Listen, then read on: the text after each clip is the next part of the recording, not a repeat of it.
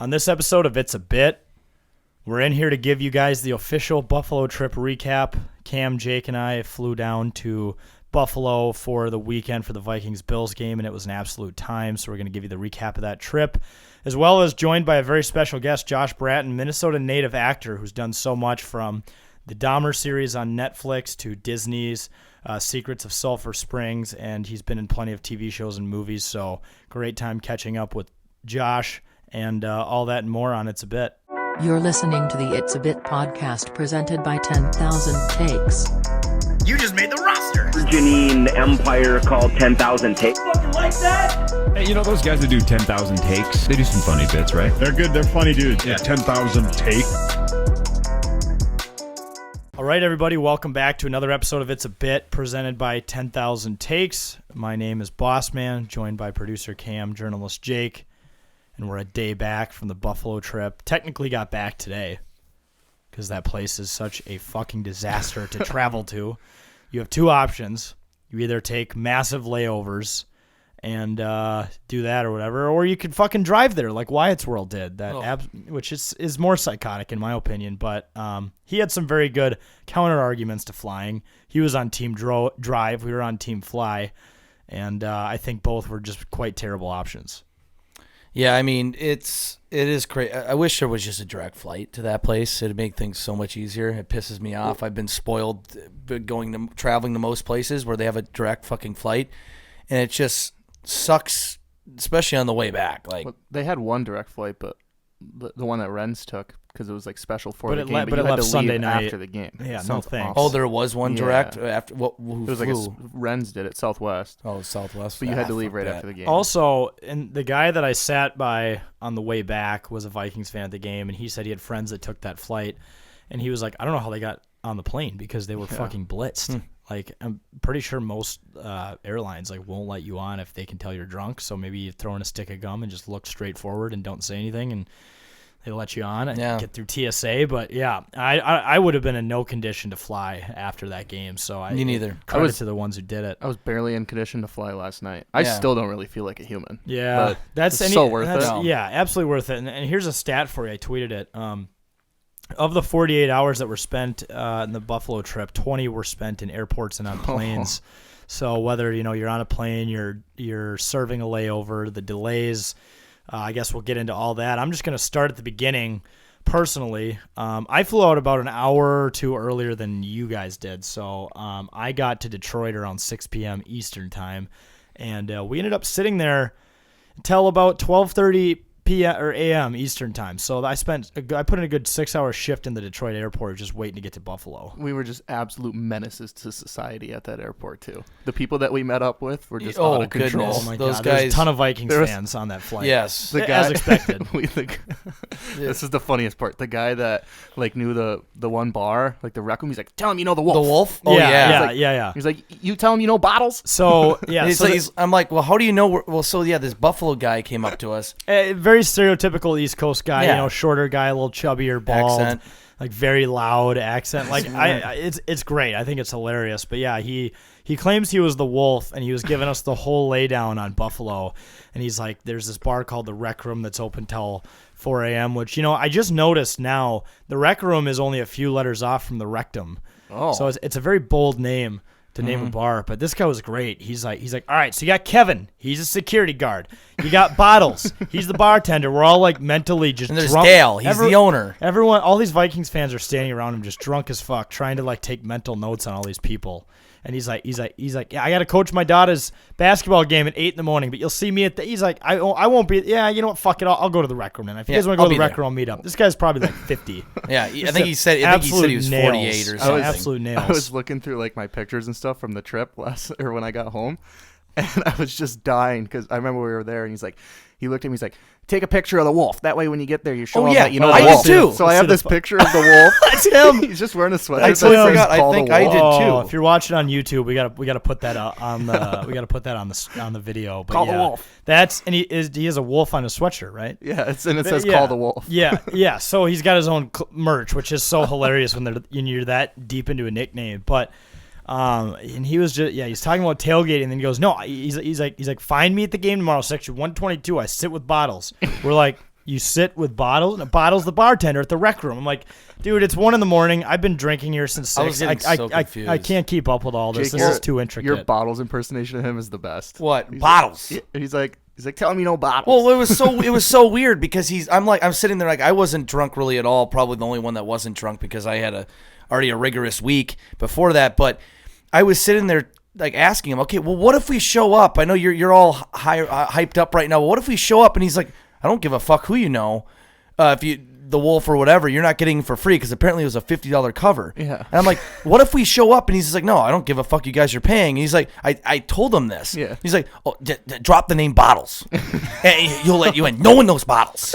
And the security guy's name's Kevin. I'm Yeah, like, so you guys okay. Kevin. But he's like, no one will. You bring up Bottles, they'll fucking know. They'll just know. You'll get in. You bring up bottles, they might suck your dick on the I know. scene. Yeah, it was just very strange. I'm like, okay. Oh, it was very strange time at the airport. And then we were with the one of the other couple other Vikings guys. I think they know of us, so they could be listening. They're great people, but one of them in the group was what you consider a loud drunk, and he was a hilarious guy. But my God, people have been.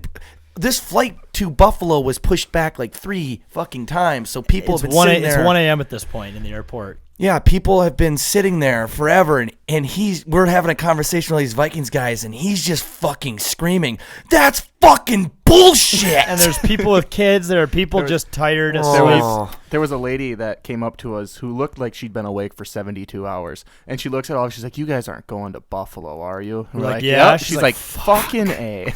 And dude, like, this is one of those situations where no one's happy to be on this flight. Like, even everything could go perfectly correctly, and you could have no bad people on the plane. The flight is super quick, and you're still pissed off because you had to wait. Not only did you have a layover, but it got delayed another 2 hours in Detroit. So, you know, there's no one happy to be on this flight. And to make things even better, we're boarding the flight. And I have Sarge, one of our bloggers, sitting in the row behind me. I think Jake was sitting across the aisle in front of me, and Sarge is telling someone in the row behind me about how big of a shithole Buffalo is. He keeps saying it. And he said it a few times in the tunnel, and then as we're boarding the plane with people, you know, not everyone on this plane is from Minnesota. It's not like purple was everywhere, and this was a chartered flight of the Minnesota Vikings. This was a lot of people from Buffalo at a hub in Detroit going back home to Buffalo or visiting people they know in Buffalo. Not just Vikings fans visiting there with no connection to it.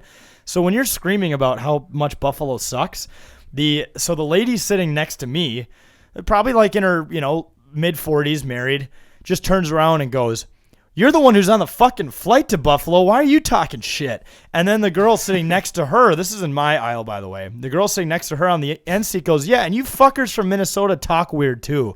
Fuck you." And they're both just roasting him. And I'm sitting there screaming of laughter. I mean, I'm laughing. It was so funny. I was pretty drunk. People saw all the Instagram stories. I was hammering beers in Detroit at 6 p.m. I got just trashed there because that's the only way to spend a layover in Detroit.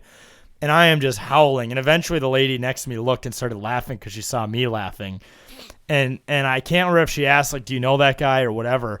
And I'm like, yeah, you know, probably not a good idea to trash the place you're going to with a ton of people from that place. Because she's like, I was born and raised in Buffalo, motherfucker. Like, they're these two women who don't even know each other, which, by the way, to Sarge's credit, it sparked a very wholesome conversation between the two women next to me. They ended up talking for a good 20 minutes about, oh, my dad grew up in that town. You know, when did you go to high school? Oh, like, my cousin went to college there. Like, they had all this stuff in common. So Sarge's stupidity brought people together. So to his credit, that's what he did. But at the time, it was extremely hilarious to just see these two East Coast women just screaming at him. Because I didn't think he expected that, but it's like, you should.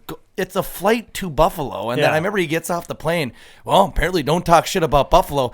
Don't talk shit about a city on the flight you're going to. But then out in the airport, he's like, I stand by that take. This place fucking sucks. I'm like, okay, you got to stop. That's your take. We get right to it. But you're in Buffalo now, and there are people that live here that are around you right now. I will say, like, everyone from Buffalo that, like, at least most people that we talked to are awesome. Yeah, they were super fantastic, cool. yeah. There's a few outliers. Yeah, the East Coast thing is fucking real. It is. Oh, yeah. So I remember, I just thought of this. We were actually at the airport, like, waiting to come back home.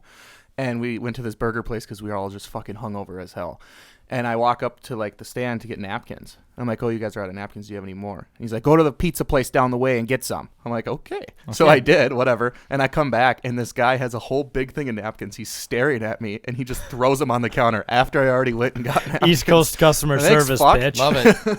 No, but so yeah, we get to Buffalo probably 12:30 in the morning. No, 12. It's probably about closer midnight. to, And we're sitting there waiting for our Uber, and we see two Vikings fans, a man and a woman, and screaming.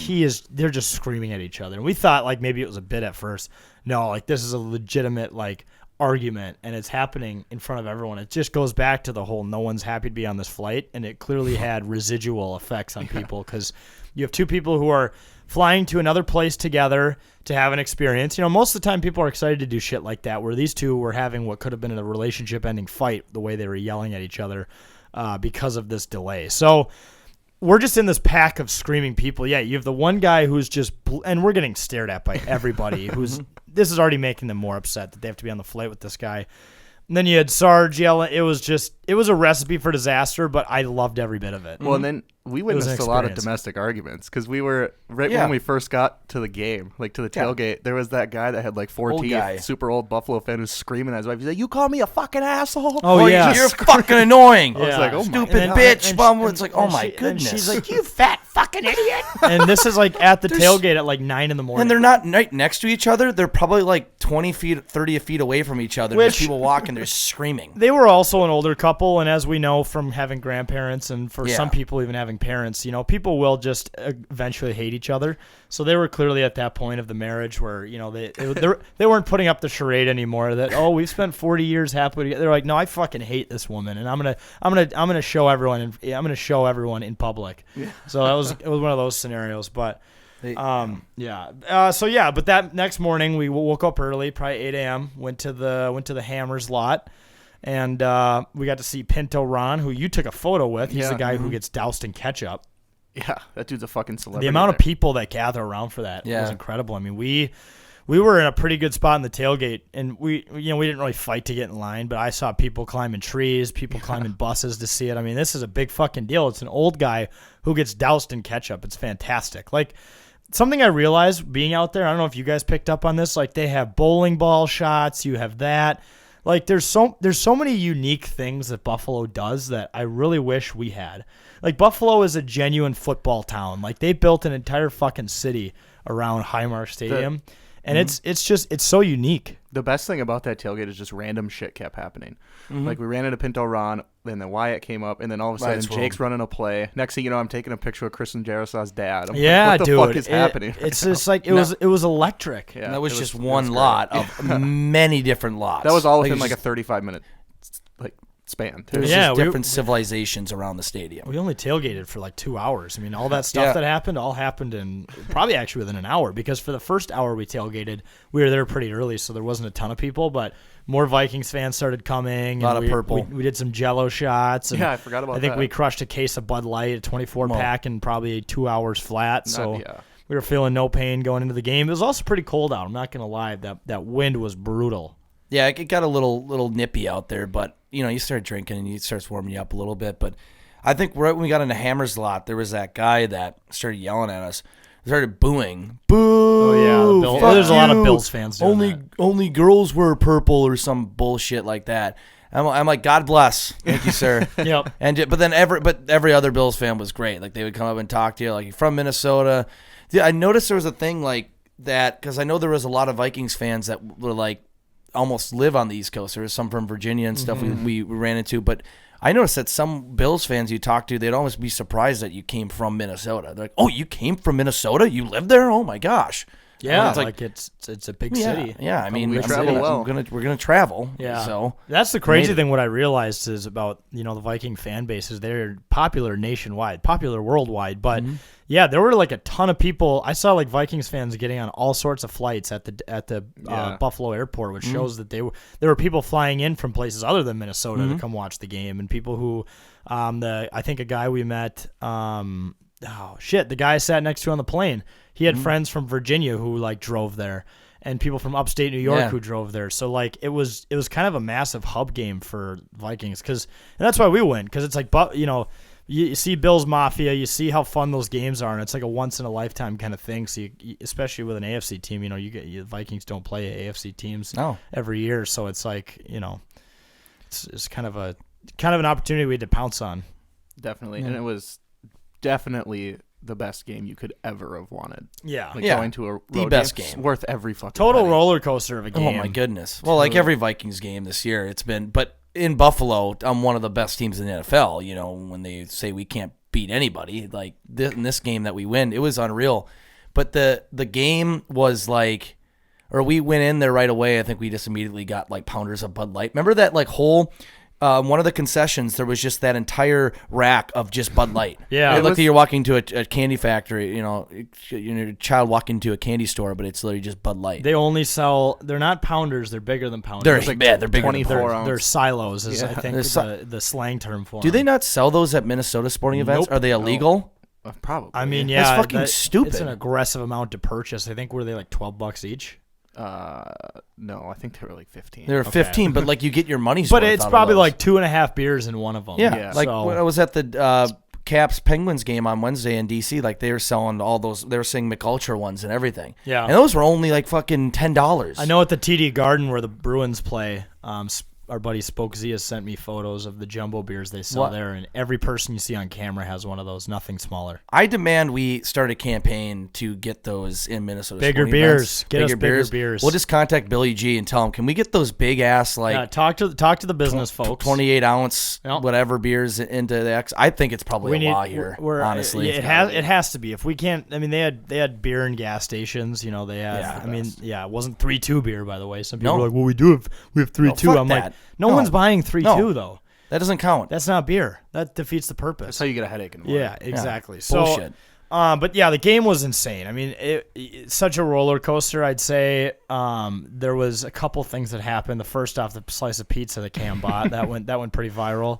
That was legitimate. I'm pretty sure the FDA would not approve of that. No. Like if they would see that, to be like, all right, shut this place down. That was a rough slice, and obviously you're drunk, so you're like, I'm gonna eat it. I paid $15 for it. I'm hungry. I'm drunk. At this point, it's just I don't care about taste. I just need the energy. I was shit faced, and even I could only take like 3 bites. I was Yeah. like, this I might actually die. It looked if I like it eat was this. sitting out for like 2 Yeah. days. It See, was so bad. I had a slice and it didn't look nearly that bad, and it was actually very good. I had a slice you as just well, had- but yeah. thank God that you did it first because Yeah. that prompted me to open the box and make sure I Yeah. was getting a good slice. So Yeah, I should have done that. Yeah, You I just had a made sure shitty to check. slice. But you'd assume if I'm at a stadium and I'm paying $15 for a slice of pizza, it's probably going to be quality, right? Right. No. No, not well. I guess not really. I guess we should know if you're selling 2-pound beers that you're drinking enough of those where it doesn't matter what you're consuming in your body. So Yeah. Maybe they were like, you know what? Let's fuck it. Let's give them yesterday's pizza. They're so drunk. Fuck it. They won't Yeah, know, which was right. pretty close. It's a Vikings Bills game.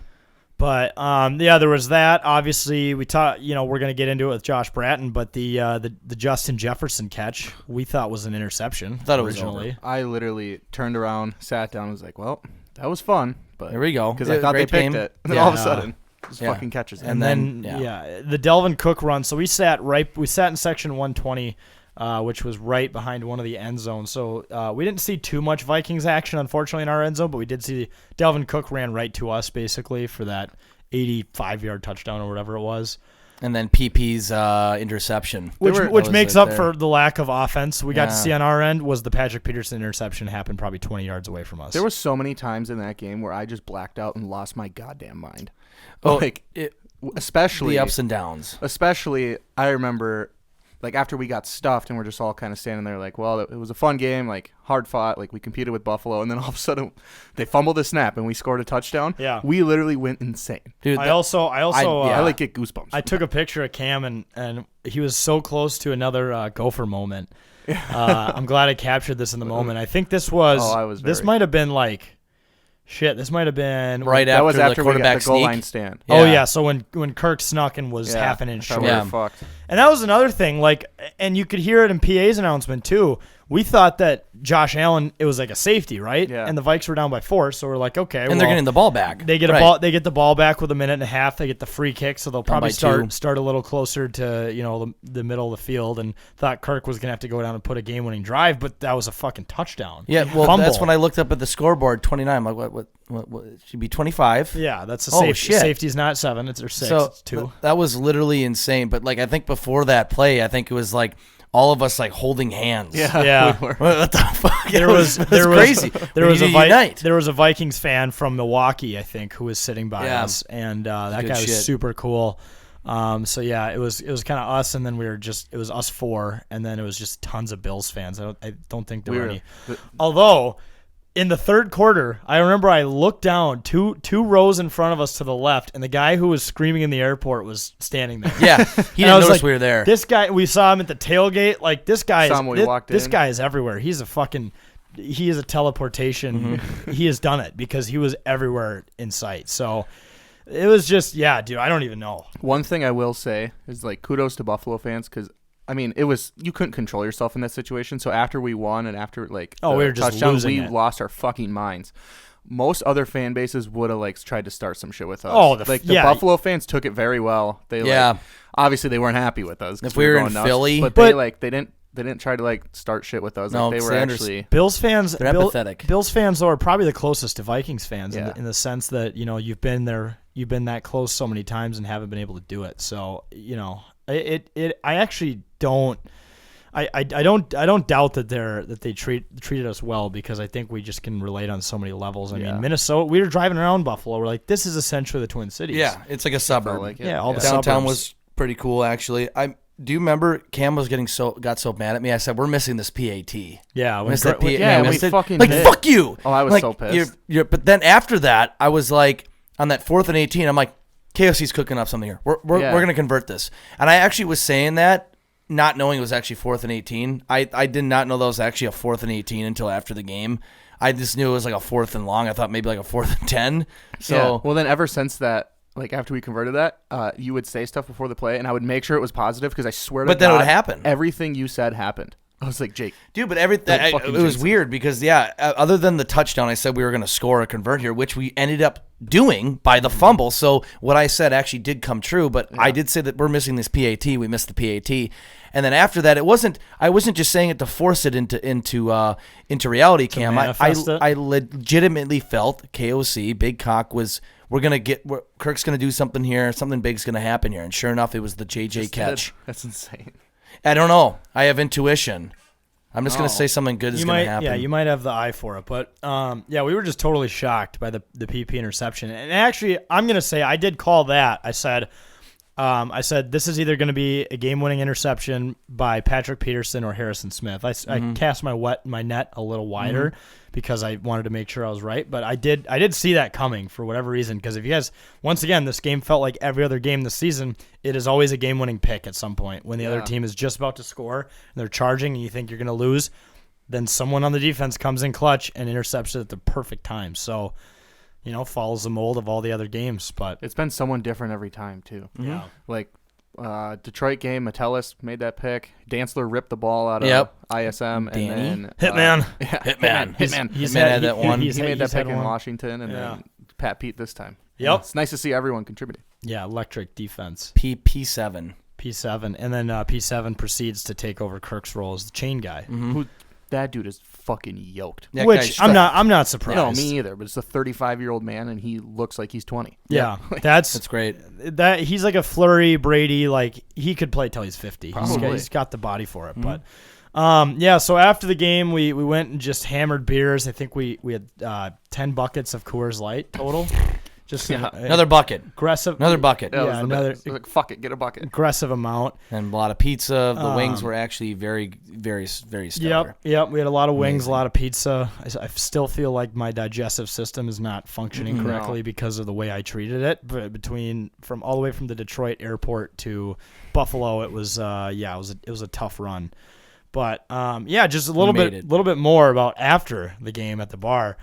So we, by the way, we ran into Darasaw's dad again. Yeah. Told him how nice of a man his son is because we've met Christian, hung out with him a couple times. He's such a nice guy, and clearly a contributing factor to the team. I know Kirk actually. That was who we remember when he ran over to the other sideline after the game. Yeah, he went and gave Darasaw's dad a hug. Yep. So pretty crazy that we ran into him just walking by, and Cam obviously recognized you because you were wearing the Darasaw jersey, but.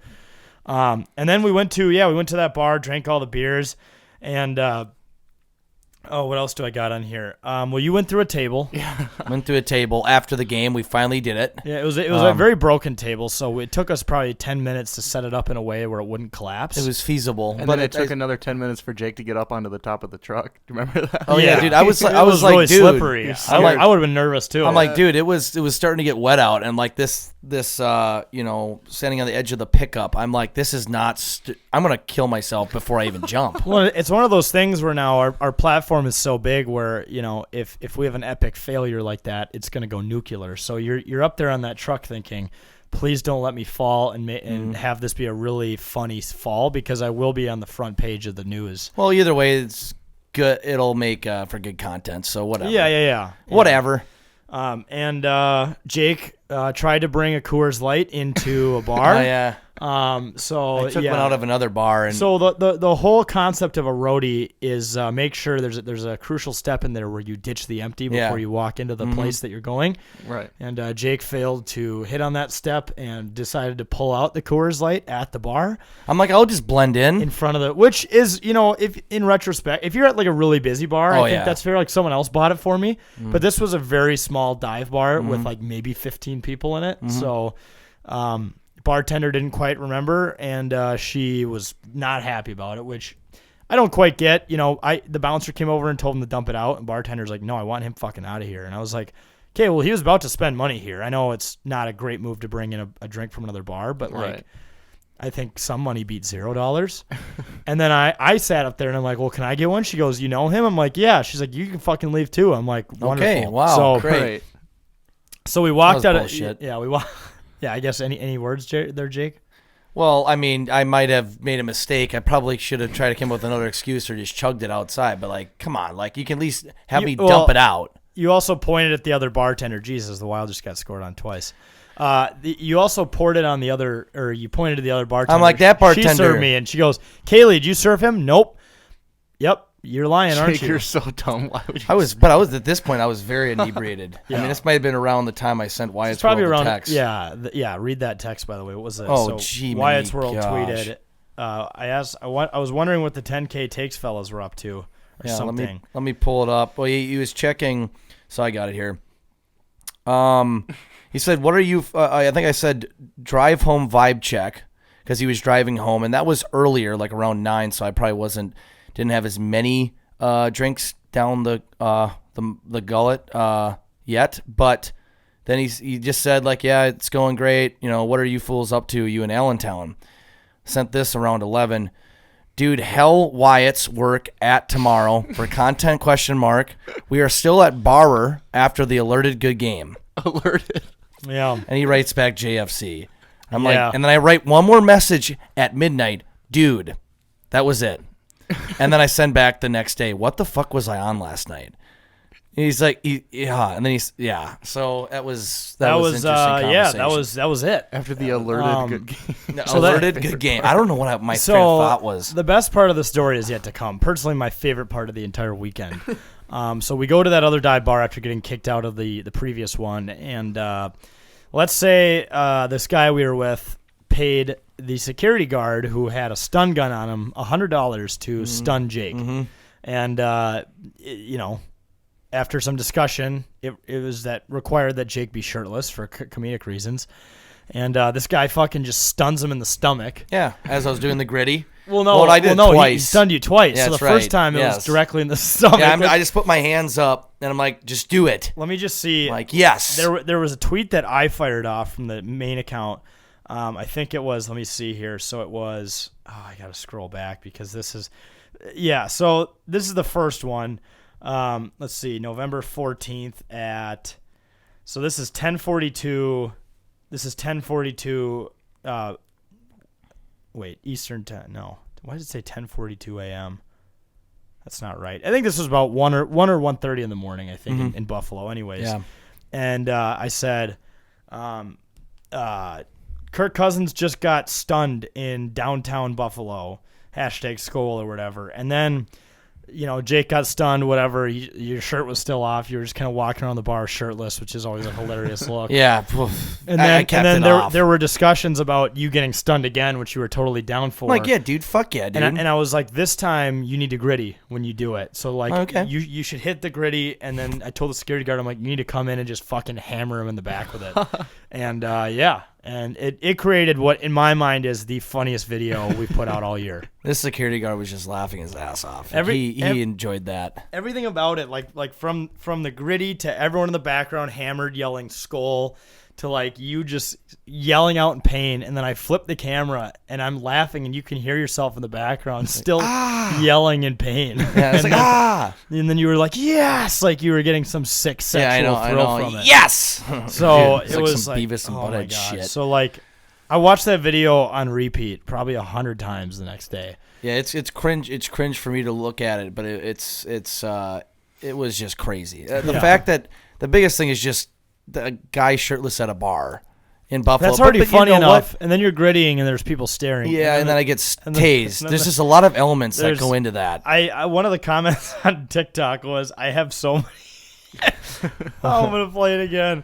Oh my God, dude! Oh, goodness. It honestly never gets old. It's just I'm doing this horrible gritty, just fucked up. I'm gonna play it one more time. Oh my God! If you're Oh yes. It's like Like- a PAL. like this is about as good as it gets in my opinion. That is content at its Yeah. peak. And That's and my final thing I'll say to cap it off is when I was flying back, there was this guy who was with sitting next to me as a Vikings fan. He was flying back to MSP, and I was watching the video on TikTok just to see how many likes it had or whatever, just checking in on it. And he sees it out of the corner of his eye and goes, "Is that the guy getting tased?" And I go, "Yeah." I go, "Yeah, I was the one who filmed it." He's like, "No shit, really?" And I go, "Yeah, watch the end of it." He's like, "Oh my God, dude, we've had like four people in my group chat have sent this. Like, this is hilarious." I'm like, "Yeah, that was us." I'm glad it was worth it. To an well, it could have never been shared, and it would have been worth it. It was a unbelievable experience. It was very Buffalo. It was probably my biggest regret of the whole weekend. I went back to the hotel before then because I was fighting demons. Yeah. Jake tried to talk to me for So like an hour. I was like, Cam's now mute or something because Dude. I was sitting there like staring at you in the face, talking to you about like the game or asking you a question about a player, or like, oh yeah, the Gophers are blah blah blah, and oh yeah, Gophers are playing. I went 3. Cam, dude, you fucking ready for this? And you're just staring at me It was at that point. It was either like you were brain dead, like it you were in was- a coma or It was something. either like, don't talk and be fine, or talk and throw up everywhere. Like, Yeah, I was I fighting. think everyone's been there. demons. So I did regret because I just remember Jack crawled into the hotel room at like 2:30, and I woke up and he looks at me and he's like, "Dude, Jake just got fucking tased." Dude, that's what he said. just I'm like, "Wait, fucking is he nuts. like in jail?" No, Nope. I was still out because this is the part of the danger of bars being open past too. Like it's just nonstop out there, but did not get tased again. Yeah, and some people were like, I saw one guy go, "If this is staged, it's not funny." I'm like, okay, but if you realize if he did something to get stunned, he probably wouldn't make it back the next day because he probably would have gotten thrown out or would have been in the hospital or gotten beaten up. We said this guy paid him, so I knew I was gonna get tased. The but security guard was laughing. yeah, it's Right. like I wasn't just took my shirt off and the security guard, no, don't do that. Zzz. Yeah. Like no, which would have still been funny, but like it's just it was just a great bit. Also, like I don't know if a bar in Minnesota would ever do that. This is another No. thing I love about Buffalo. Like the bouncer got bribed $100 to use a dangerous weapon. Yeah. Not dangerous weapon, but like It wasn't gonna kill me, maybe. Yeah, but like something that's not. It's not a toy, right? No. So and you can see in the video the bartender is laughing. She's laughing. And Yeah. everyone in the bar is laughing. The security guard's laughing, and like it was. That's what we do at that 10K. was. I mean, everything else that you've heard has been incredible, but that was the peak of it in my opinion. Dude, I already seen like a stupid bit, like you take that video, you slow it down, and you add like the 30 for 30 music. It's like like there's some really dramatic music, like ding ding ding ding ding ding ding ding, and like this is 10K. Yeah. Or some bullshit, and you zoom Yeah. on like the bartender laughing. What if we I bring told you? people together? What if I told you that a game-winning interception in Buffalo turned into bringing a bar together at 2 a.m? Yeah, it's just like this stupid thing in slow Do, motion. do, just- do, will- do, do. I will say one of my favorite parts of the trip are the comments on the TikTok of my pizza. Oh, Because yeah. we were Oh, just it's going great. after Buffalo. Someone said it looks like cardboard with buttons. Yeah. One guy was like, I was in prison from 93 to 97, and they served us better food in the clink. I'm like, this guy's not lying because, first off, if you were lying about going to jail, you would just say, I've been to prison. You wouldn't list off. Second off, 93 to 97, 4 years during a very random time period. He's serious. That is a legitimate, serious Yeah. ex-convict who says that food that you were served that day is worse than being served food in federal fucking prison. It's like, here, I'll read some of them. It's like, why does it look like it was printed on paper? It's like, Dude, this is why the internet wins. is that sliced hot dogs on top? It's so bad. This is what I am saying. I had soggy chicken fingers there too. Yeah. So everyone just had a bad experience. Yeah. And then you have like Buffalo fans who are like defensive about it, who are like, learn how to tailgate. And then I respond, I'm like, learn how to not fucking blow games. Yeah. Right. Exactly. So- It's so fucking bad. Oh, shit. Broken table pizza with ketchup on it. Yeah. Yep. That's basically what it is. Honestly, and like I said, I had a pretty good slice, so I feel bad that I didn't share that. But I will say this is like a notorious bad thing there, though, because a lot of the Buffalo fans are saying it's like, I had it at a concert once. That shit's musty. Yeah, It's just, yeah. Everyone just said it's horrible. Yep. Yeah. Unanimous decision. I don't think there's a counter argument against No. that pizza. I mean, you hear people argue about food all the time, and that's a relatively arbitrary. But in terms of this is just pretty non-edible pizza. That Yeah, for some reason mine was edible, but maybe it's just you get a bad slice. You definitely got a bad slice. Yeah. It was rough. But that's good shit. stuff. It was such a fun trip, though. Obviously we all had to once again do the airport thing back, which was not as fun as the first time layover. around. The layover thing wasn't as fun. bit. But we got through it. We got home 1 a.m. to fucking snow being on the ground. I actually thought about staying in Buffalo and starting a new life Yeah. in Buffalo because I saw that there was snow on the ground in Minnesota. But I'm like, eventually Buffalo not will going get that back snow. there. I loved Yeah. it. They're gonna get it before Sunday's game. I heard up to 2 feet. Dude, I forgot about this kind of, but on my flight to Detroit, I'm pretty like fucking tired, exhausted from the trip and everything. Just want to get home, and knowing that I already have to, have another little bit of a layover and go back home after, and have another flight until I get home. The last thing I want to hear is there's these two guys, older guys, who are clearly friends, just fucking talking so fucking loud on the flight on the way back. Not drunk, but just the one thing this guy kept reiterating. Maybe I'll give the old lady a call. She won't fucking answer. She's a fucking alcoholic anyway. Just yelling. I'm in the back of the plane and everybody was just kind of like looking back. I don't know if he wasn't aware of how loud he was speaking. I don't know if he was partially deaf, but he was just fucking yelling in this entire conversation back. And we're like, dude, shut the fuck up. See, I always get stuck on a plane next to the one person who turns the light on at a night flight. Yeah, and just last night I gotta read. I downloaded on HBO. I downloaded Lone Survivor because I haven't seen it in a while. I was gonna watch that. The older woman next to me is fucking knitting, and has the light on. I turn around, no light on. I turn forward. I think one other person had the light on in that corner, and yet I'm sitting next to the one person with the light on. And that reminded me, like on the way to Vegas this year. It was a 7 a.m. flight. I was stuck next to the one fucking guy who was going to read the newspaper. He had the Star Tribune, older guy, so I get it, but had the Star Tribune only light on in an early morning flight. And I'm like, fuck my face. I just want to sleep. I just want to close my eyes, or at least I want my screen to be brighter. And you have just the one glaring yellow airplane light to the right of you. I will say, I flew Southwest on the way back, and I don't know if I could do it again. My flights back were a goddamn nightmare. First of all, I got on the plane. After like a whole weekend of drinking, I'm like obviously having alcohol withdrawals. I was drinking at the airport, but like as soon as you stop drinking, it's bad.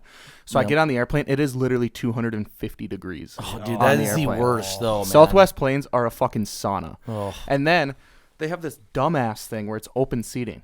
So there's no assigned seats. So by the time I get on the plane, well, fuck me. I have to sit in a middle seat both flights. Oh It yeah, was so I bad. got stuck with a couple middle seats this weekend too. It's kind of like pulling a slot machine. Right. See what seat you're gonna get. Like, But- well, I flew Delta the way out there. I picked my seats. I was like, that should be for every airline. Like, we pay enough. Yeah. Just let us pick our seats. 48-hour trip and I was on 4 different aircrafts. Yeah. That was fucking bananas to me. It's not okay. But it was worth it. it was way worth I said it in the tweet, totally worth all the horseshit of traveling. 20 hours of the 48 were spent traveling, which was terrible, but we got through it. Yeah, especially as I was in work in DC for the week, so on Friday night I was at airports for a total of probably 5 hours. Yeah. And then flew and then did that Saturday and Sunday, but it was a lot of time in airports. At least you were never at Newark. No, fuck that. I, That sounds uh, horrible. whatever. I got Rather be at to Detroit. I got to experience that one for my first time, and when everyone warned me about it, they were right.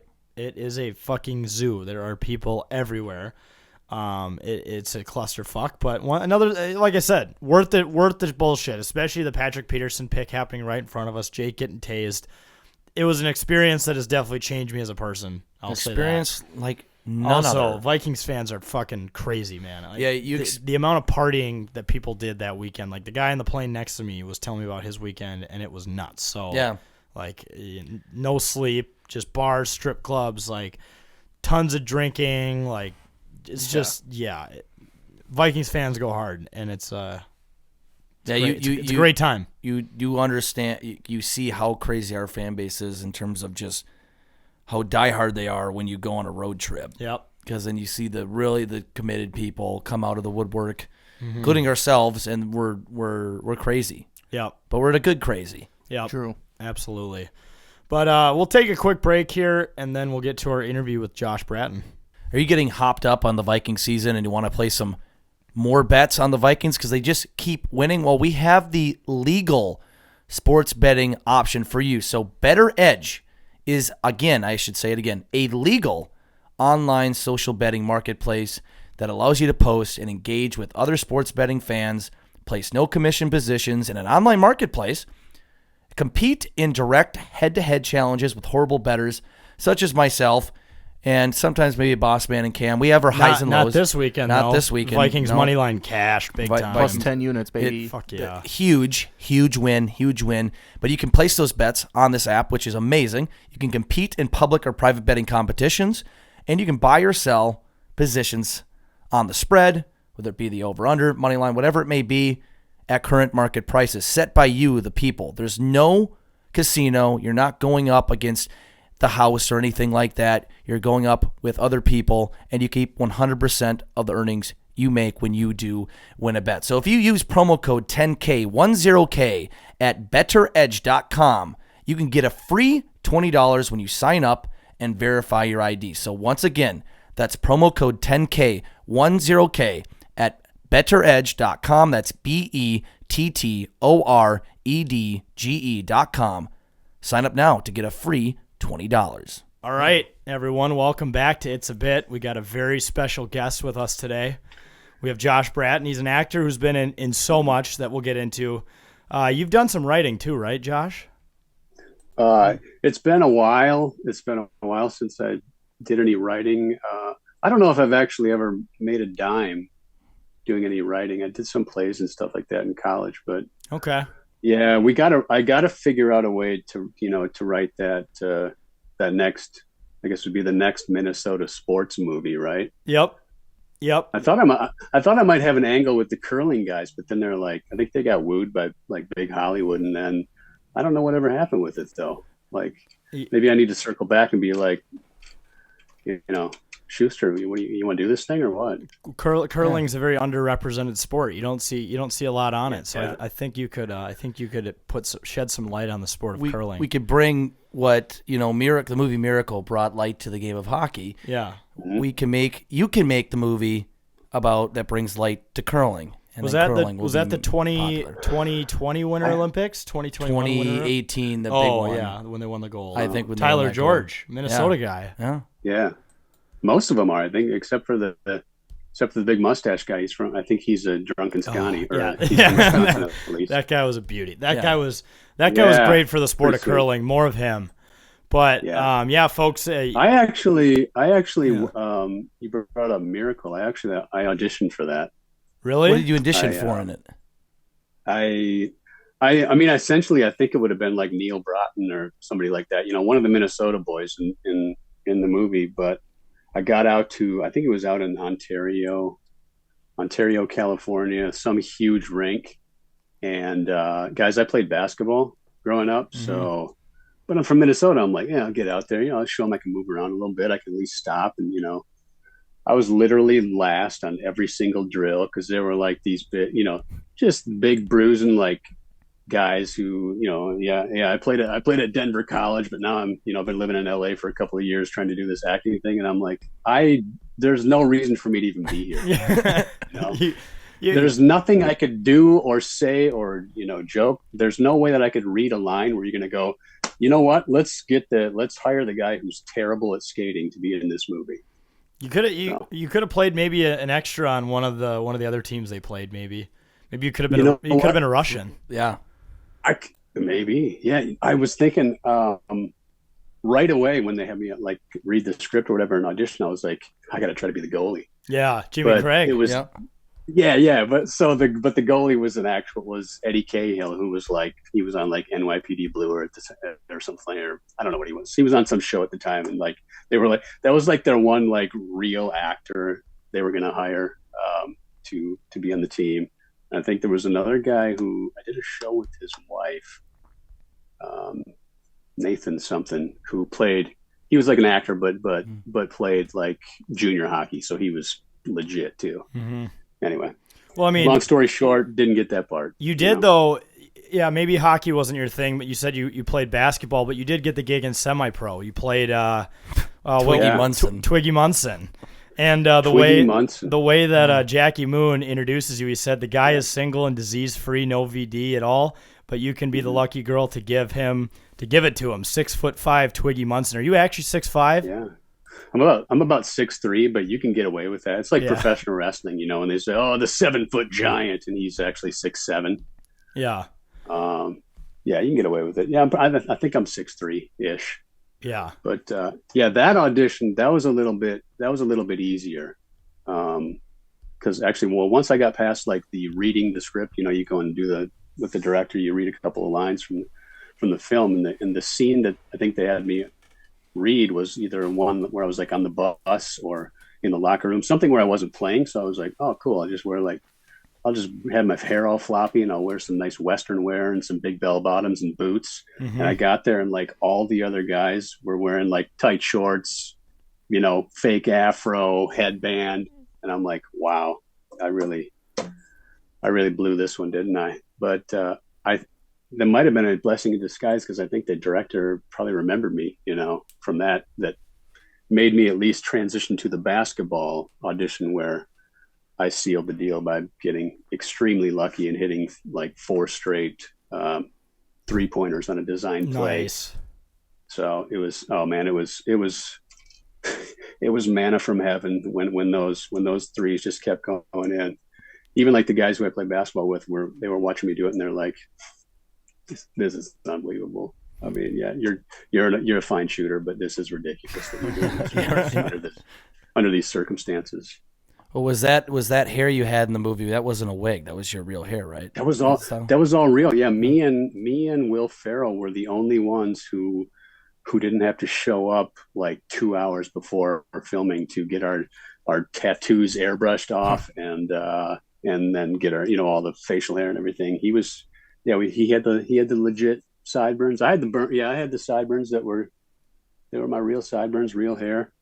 It was nice. Saved yourself a ton of time, I'd imagine, in like dressing, because those. I mean, obviously, people think that actors wear the wigs you get for Halloween, but they get they're probably a lot. Yeah. I'd imagine they're a lot more professional than that. Probably take a lot more time to put on. Right. Yeah, and I don't know how people who do it, like Angelina Jolie, who has like 47 tattoos, like. I just couldn't. I wouldn't be able to sit in a makeup chair for 3 hours and have those airbrushed. It just doesn't seem worth it. So you don't have any tattoos then? No, I just got one tattoo of Ricky Rubio, but it's on my rear end. So. Oh yeah! Oh wow! Is that You guys have one of those too, right? Don't you? Yeah, yeah. yeah, for sure. Yeah. Who do you have on your butt? Well, he's probably gonna have Kirk if you win the Super Bowl. Well, yeah, I'll have myself on my ass. If Kirk, if I or we win the Super Bowl, that's a gimme. Yeah. Yeah, people forget that Kirk also said if we win the Super Bowl, he would add a verse to our rap song "Thick Boy Summer." So there's a lot more on the line here than just a trophy. I'll say that. Well, I think he would make a good Nate Dogg to your guys' raps, where he could come in with those sweet dulcet tones, country boy from Michigan comes in and just makes he really smooths it out, makes it sound pretty. I don't know. Yeah. Well, I got a pitch. I mean, you're an actor. Kirk has some acting experience. I mean, we saw his amazing role in his high school plays or college plays. I think we should direct like a new music video for that song or another project, and I think we should get Kirk involved and yourself involved as well. I think that'd be great. We could probably figure out a way to get Pizza Ranch to finance it. Yep. A Quick Trip. Quick Trip would probably be in. Quick Trip. Yeah. Just get all some the dad local brands. companies. Yes. Does he do any milk commercials? Because I mean, is that like too on the nose for him? So believe it or not, Jake invented the narrative around milk. He told us he's not a big milk drinker. He's like it fits my personality that I would like milk, but I'm not a big milk drinker.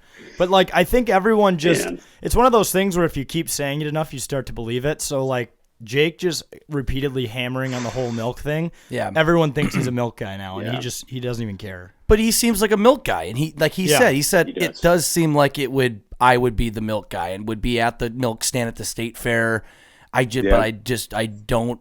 He's like, I don't mean to disappoint you, but I don't like milk. And we're like, oh, okay, well, we're still going with the bit. Yeah, still got to go with the milk thing. Yeah. I tell you what, though, man, I'm glad he's kind of starting to throw into some more double coverage and really putting those 50-50 balls up for JJ at least. I mean, give him a chance. When he threw that one and JJ came down with what I would call probably the greatest catch of all time. At that point, you probably would have wanted to check my jockey shorts for some Kirko stains. Yeah, I mean, it was. Yeah, you might have been kirking off at the time. Kirked off. So it was without even contact. It was incredible. Yeah. I mean, so we were obviously at the game, and we saw that play happen, and we're like, shit, Kirk just threw another pick. Yeah. We thought it was totally intercepted. And then then you hear all the Bills fans swearing, and we're like, what? And he's like, look at the big screen. The corner had both of his hands on the ball. JJ has one hand on the ball, and somehow he comes down with it. It is, out of all the things that happened that game, that was insane. Didn't even see it in person. We're sitting 10 rows up, and it didn't even look like a catch to us. I think I was probably wrong or off base, but I just call them 50-50 balls because that's what people typically call them. But with JJ, I think they're probably more like 80-20 balls. Yeah, maybe 90-10. 80%. I was gonna say, 80% he's gonna catch it. 15% the guy's gonna bat it down, and maybe 5% it's gonna be an interception. So I think that the defensive backs really have in this league have no chance against him. No, and we say catch of the year, which is absolutely true, and then you watch ESPN and they're like potentially the best catch of the year. It's like potentially best catch of all time. Mm-hmm. Let's throw that in the conversation. I mean, I get potentially Anthony Edwards murdered that guy from Toronto on that dunk 2 years ago. Yeah. Or the one last year where he put the guy's face in his penis. Yeah, literally by his crotch. And I think they called it a charge, but it was still bullshit. That was a charge. Yeah. You never, as a player though, who's trying to defend that, you never come back. I feel like from a play like that. And as a cornerback who had both of his hands on the ball, I can't imagine being the guy who, JJ caught that on. So, when you talk about 50-50, I like to think 80-20 as well. Lighting designer on the fly there. Yeah, look at true professional. There you go. Just a little bit. Oh, that kid's kind of gives you some nice dimension. Yeah. Well, there's some shapes. For people watching on YouTube, there's some shapes back there. There's we've got some shapes. Yeah. You know what? No, I'm king of vibes. I'm getting vibes right now. I don't know if it's just the video, but you You look like Rob McElhenney a little bit. I can see that now that you pointed it Oh, out. There you go. I don't know if you've got that before. It's not a bad. It's not an insult. That's funny. I used to play basketball with him like 20 years ago, and I remember. Yeah, I would play with him and Glenn like every. Oh, Howerton. Probably every. Because we played every Sunday at like 9 o'clock in this crappy gym in Encino, and I remember going to they're like, hey, we shot this thing on our camcorder for $150 or whatever. We're going to screen it over at Paramount for like a couple of studio execs. You want to come and check it out? I'm like, yeah, sure.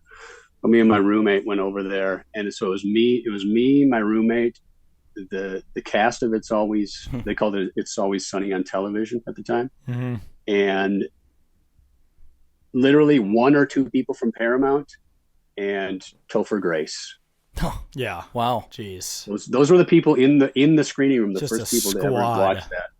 Yeah. My God. Now they're what on season 14, 15, 16? Yeah, they're up there. That's crazy. I was like, man, this is great. I was like, yeah, I really enjoyed it, guys. And then they had somebody else. Somebody else wanted to bring in Danny DeVito and yep. and Charlie Day. You ever met Charlie Day? Bring Phil out. He was there that night. Oh yeah. I Very suppose funny because guy. one of the Very funny originals. guy. Yeah, they all seem great. And something you can appreciate about a show like that is to this day they still use that original intro where they just have the little camcorder and they're driving around Philly. It's just one of those encapsulates Philadelphia. Yeah. Funny show. Good guys. Do you still keep in contact with them at all, or? Yeah, I texted with Glenn maybe a couple of years ago. He was trying to put some movie together, and he wanted me to come and like do a reading at his house or something like that. But I was doing a play at the time. But yeah, how people we on social media and stuff like that stay in touch. But yeah, I'm not hooping on Sundays every week anymore. Right. I don't know if the body can take it. Yeah. Well, really quick, going back to hooping and playing in semi-pro, what was it like working with Will Ferrell in that movie? It's pretty cool, man. He was really nice. He was really down to earth and just kind of naturally funny. But he was also really perceptive when it came to knowing whether or not if a scene was working or a particular concept was working. Because maybe like the scene where we're doing, people who've seen the film, we're like trying to spice up the halftime show, and so we're all in like costumes, like tropical, like bird costumes and stuff like that. And he comes in and is supposed to break it up,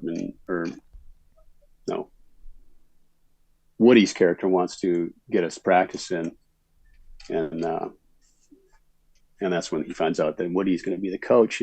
Yeah. And it was scripted pretty mildly, where he was just kind of supposed to be upset and kind of walk out. But didn't feel right to him, so he just started calling us every name in the book. Yeah, that's right. This is a you mother. This is a freaking mutiny. Yeah. Who bought you those rabbit boots? You guys don't care about me. I mean, just. So that was all was that mostly improv? That was probably 90% improv. So you just kind of got to go with it. He just threw an absolute fit. I remember. Yeah. It's been a year, so it's been a while since I've watched it. But I remember he insults everyone in the room and. Yeah. And there was a scene where all of us are wearing eyeliner. Like at halftime or before the game, we put on eyeliner so that our eyes pop on TV. And in the stage directions or the whatever on the script, it just said the guys start feeling the eyeliner burn their eyes. That's like all that was in the script. You're like, okay. Cut to like watching the film. There's like everybody has like 15 lines about how it feels like cat urine or whatever. Yeah, that's just how those things kind of ebb and flow and breathe. Probably not too dissimilar to your music videos and stuff like that, and your golfing videos. I'm sure a lot of improv. Probably don't script a lot of those. Yep.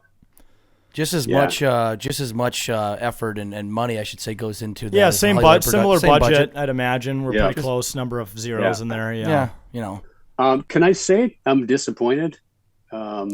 kind of almost sad that Andy's not there. Yeah, well, so this is on Andy because he lives in New Richmond, which is all the way in Wisconsin. It's about an hour away from where we're at, and he claims he was going to move to the cities because he wanted to be more involved, as our operations happen in the cities, and the move has not happened yet. Nope. I guess he's still in his. So yeah, he's actually chosen to be in. He's Wisconsin he's right isolated now. himself. And he's chosen to be more creepy. I thought you were going to say that at least that he was in like Arizona watching Arizona Fall League and stealing foul balls from 8-year-olds or something like that. I mean, he could be. He claims he's in Wisconsin. He could be anywhere right now doing some weird shit. He was in Vegas for 2 weeks for a horse show or something. That's a long time for a horse show. Yeah, he works. Well, yeah, because half it was driving. Because right. His new job is I think he helps out a very wealthy woman with her horses. Actually, it sounds like he's got a pretty good gig. But he's like, yeah, we're going we're going to Vegas for 2 weeks. I go, that sounds like fun.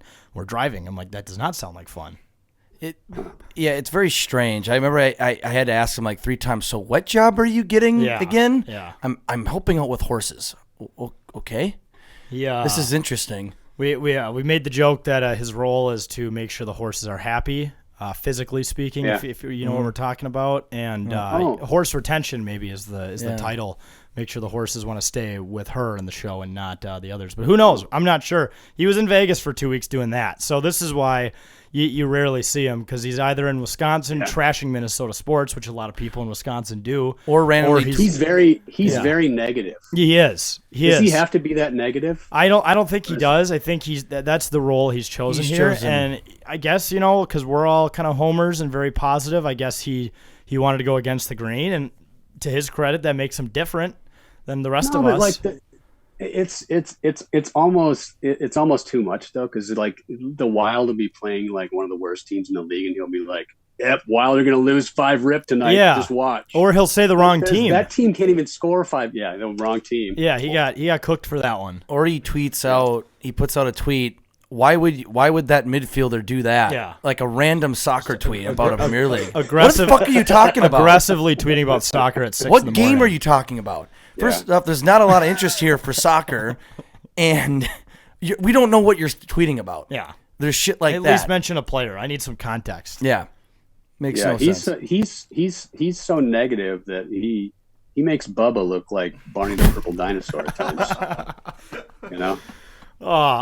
You know what? We'll get into more questions about your role in the Dahmer series. But when I was watching you in that series, I couldn't help but just start laughing out loud, thinking this is the same guy who made a list of his top Minnesota sports personalities and put Bubba at the top of it.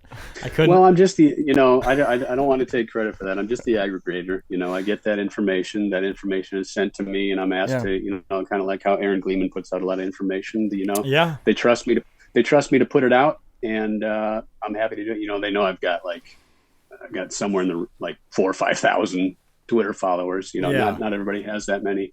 No. So it's not true. It's true. Top 1%, upper quartile, the top quartile. Quartile. What part of the quartile though? So what did Jim Irsay say? The upper part of the top quartile. So the upper quartile of the top quartile. Yes. I don't know if you heard that quote, but yeah, that's Jim Irsay. Yeah. I'm gonna try something else. Okay, more natural light. How many more windows you got in there? Oh, that's okay. That's that was a light. Yeah. That's I don't like it, but you know what? For you guys, I think it's probably better. Natural light is better, but see, I'm a little blown out right now. You would never want to use this on camera. Yeah, we don't know. You look great. The hair still looks pretty tall. What do you think about our lighting as an actor? What do you think about our lighting? I can't. I'm distracted. I just keep seeing Randy. Yep. Flashing his ass. Yep. I can't see. Look at how sterile this looks now. It almost looks. It looks darker. Yeah. You're creepy. Now it looks like you're in a cave. But you could go with it. Yeah. See, now he's going with it. Yeah. See, give us. It's like we're we're improvising right now. Improv. I think. I just wish that Chris Finch would give more minutes to Naz Reid.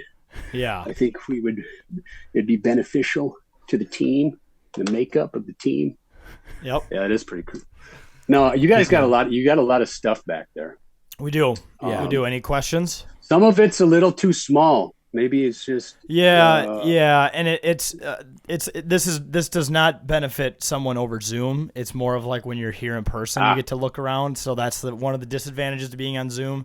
But it looks cool. It makes us seem like we does. got memorabilia. It does, which we do. You know what it looks like. It looks. You are putting yourself out there to be, as John Krasinski, one of America's finest sports writers, said.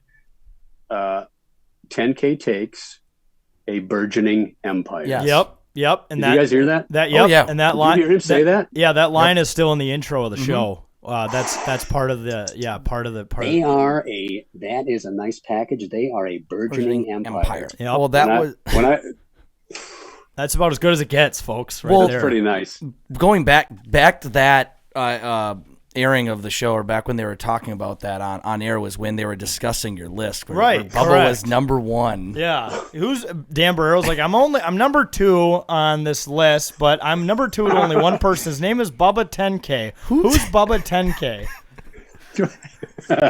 we thought that was hilarious because we're like, right now, as he's being talked on one of the biggest syndicated radio programs in the country, Bubba's laying on his parents' couch. Yeah, probably with his gut out, watching college football highlights or Ghost Encounters or something. We can't abide by, we can't agree with everything Bubba says or does, but if you're suspended like 5 times, if you're gonna eat a handful of worms, you're gonna start making lists. Yep.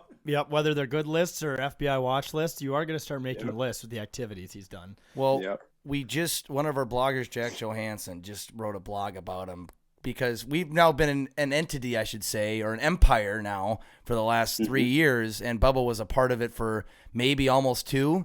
And we've, of course, gotten a lot of followers in just the last year and a half since Bubba unfortunately quit. So he wrote a blog to kind of recap the biggest things of Bubba to people who didn't ever get to experience anything from Bubba. But what was your favorite Bubba moment? Was there something that like really caught your eye to be like, this guy might be number 1 on my list? Let me. I'm gonna do, just because I'm doing a lot of technical work here. I'm gonna plug in my device as well. Oh, okay. And, you need the power. Juice it up. We're okay. You don't want it to die midstream. Right. If I'm saying something really poignant. Yep. Which has happened.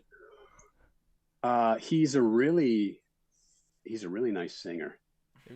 That's what we said. Very, very underrated voice. Yes. He doesn't understand it. And I think he's like, he thinks it's funny, or he'll play into it, you can hear sometimes he'll screw up a note on purpose. Yeah. Because I think I'm pretty sure he has perfect pitch. Yeah. His opera voice is actually incredible. Yeah, like if you ever hear him sing opera, he's a big guy, so he's got to have some big windpipes, but it's pretty incredible. Yeah. Basso profundo. Yep. I think is what Dan Barrero would say. Yeah. He's got a nice voice. Yeah. Yep. He talks about how he was talking to somebody one time. He's like, my favorite musician is Andre Bocelli, who's a opera singer. It's his inspiration. And no, that you're totally spot on. I've told him this. He sings, but I think he tries to like joke around or he gets stage fright or something. And it's like, dude, you should actually be a singer. You can make a career in that. It might not. Does he do? No, I don't know. If he's around much anymore. But will he do at the 10 karaoke events? Will he? See what I did? Yep, I like that 10 karaoke. That could be that should be a thing. That could be a bar in the future. See it on the graphic. He'll get credit for that. Will he do opera? Does he do opera at 10 karaoke? If he was on one that night, having an episode, as we call him when he goes manic, he probably would. Yeah. Yeah, he probably would. Yeah. If you showed up, I guarantee he would. 100%. Oh yeah, he totally would. I show up and just say, "What are we drinking tonight, huh? Yeah, Coke Zero, Diet Coke. You want a Mountain Dew Zero?" I was gonna say you could not even go. I know you're a big Mountain Dew guy. I don't think you could go toe to toe with him in drinking pop. That guy has put down more pop in one sitting than I've ever seen a human being do. He drinks a lot of fountain pops. Huh? Yeah, he's a big Coke guy. Yeah, big Coke guy. Diet Coke as well. Yeah. Bubba 10K, a huge Coke guy. Yeah, huge Coke guy. Huge Coke guy. Not the illegal Coke.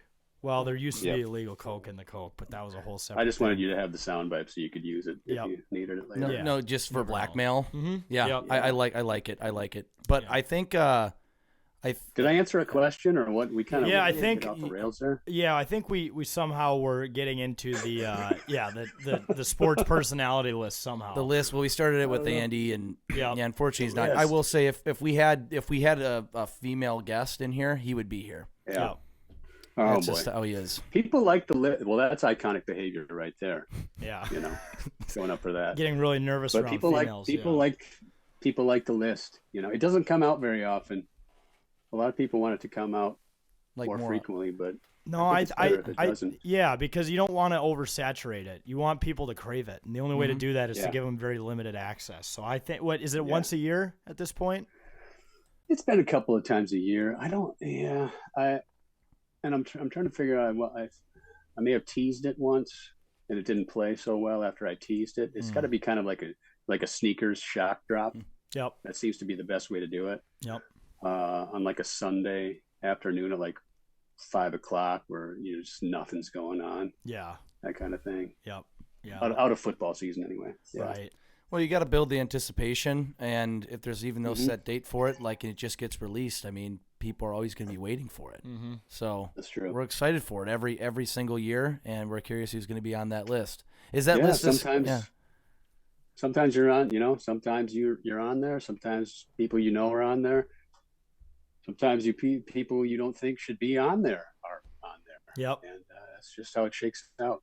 And I think we should just keep referring to it as the list. There might be some listeners like, what are they talking about? Follow Josh Braaten on Twitter, and you'll find out what the list is. Now, you guys, I was going to say really quick, you and Jake could kind of partner on the list because Jake is very good at doing the Chris Jericho. You just made the list soundbite. You go ahead and do it. You just made the list. So basically, what you could do is he could, to introduce someone to the list instead of just tagging them, they would get a personal invitation of him doing that. Maybe like they send it as you send it as a DM, like, by the way, congrats, Andy 10K, and then it's a video of Jake just screaming, "You just made the list." Yeah. Wow. So it's an idea. Yeah. Be a fun bit. Yeah. Yeah. You just made the list. There's so much you can do. Yeah. So much you can do these days. The Wild West of the interwebs. Yeah. Yep. The internet's. Yeah. It's Elon's Twitter now. Especially anything's Twitter. possible. Yeah. We got this. It's been Anything. been a wild ride, but I know a lot of people want us to ask you about obviously Dahmer, the most recent Netflix show that we've seen you in. You played Jeff's dad when he was growing up. I guess my first question is how, what is that the role you originally applied for when you God, what's the word when you Audition? Geez, It's been a long week. Yeah. And kind of how did you catch wind of it? Yeah, they sent it over to me. I got it from my manager or agent or whatever, and I was like, "Oh wow, they're doing this!" And they'd already had Richard Jenkins attached to play the older version, and I'm like, "Yeah, I think I kind of already look and sound like him anyway. Be interesting to see what he wants to do." Yeah, so I just put it on tape, and I'd worked with Ryan Murphy before, so thought I might have a shot there, but sent the tape over and probably just read it on this backdrop here. Yeah. And didn't hear anything for like 2 months, 3 months, because I think they were just working with scheduling or whatever. But they said they liked me, and then ultimately I just got the call from my manager saying, "Yeah, you're gonna get this. You need to get to the studio tomorrow or whatever for a fitting." It was one of those things where it was like, it's always that way, where like nothing's going on, and then it just hits the fan, and you're like, "Oh my gosh." But yeah. So I think I just read a couple of scenes, and then once I got to go there and get my little flat top fade and costume and stuff like that. I'd already talked to Richard Jenkins on the phone for like an hour about what he wanted to do, and he's like, you should come and watch. Why don't you come and watch me do a scene while you're there doing your fitting? So it worked out. The timing was actually perfect because I got to go in and see him do there's the scene in the interrogation room where the police tell him what his son has done. Yep. And I mean, I'm just watching it. And I'm like, first of all, I'm like, well, this guy's dominating. You know, it's unbelievable. Like from like Step Brothers to what he's doing. Yeah. Like the guy has range that Dynamic. is unbelievable. Yeah. But then I was also like, I know what to do, you know, because he'd already talked about, you know, I'm not going to talk real slow and do the hokey, you know, whatever. I can't do a Wisconsin accent. Yeah. Like, you know, the Wisconsin accent. You didn't want to like Fargo it, where it's just he didn't want to do that, and I know that Evan did it, you know, to a degree. Well, Evan basically just became Jeff, which was creepy in itself. Yeah, but, yes.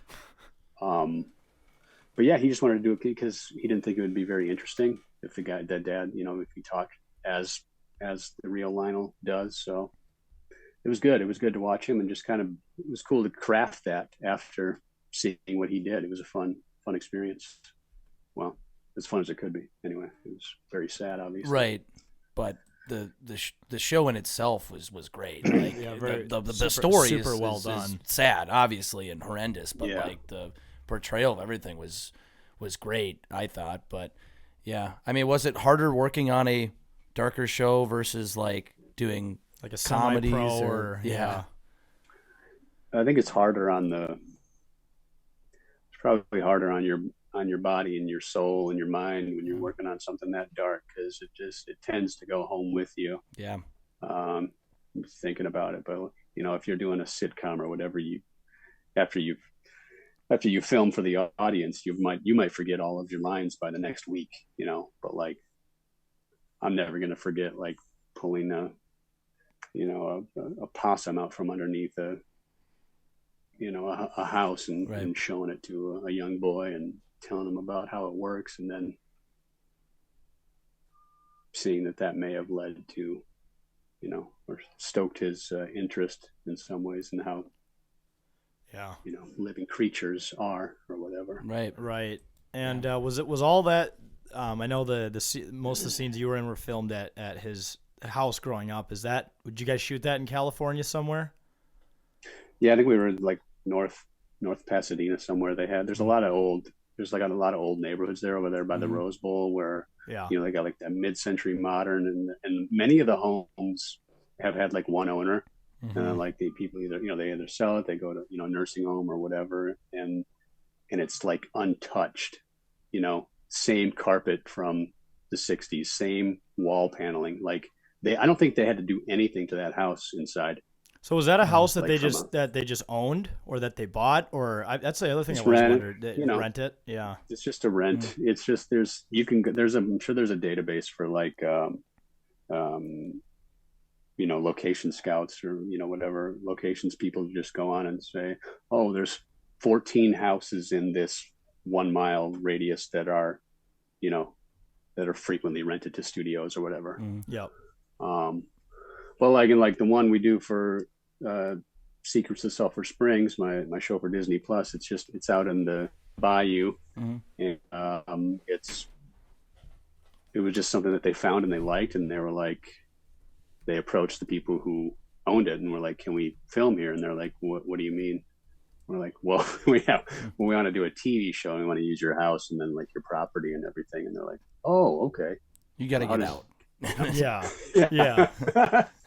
Yeah. I don't think there wasn't anybody living there. It wasn't really quite livable at the time, but you know, at least it hadn't been torn down. Well, if we had ever someone show up to the 10K house and said, we want to film a movie or a show, I don't think we would be absolutely say yes every time if it helps pay the rent.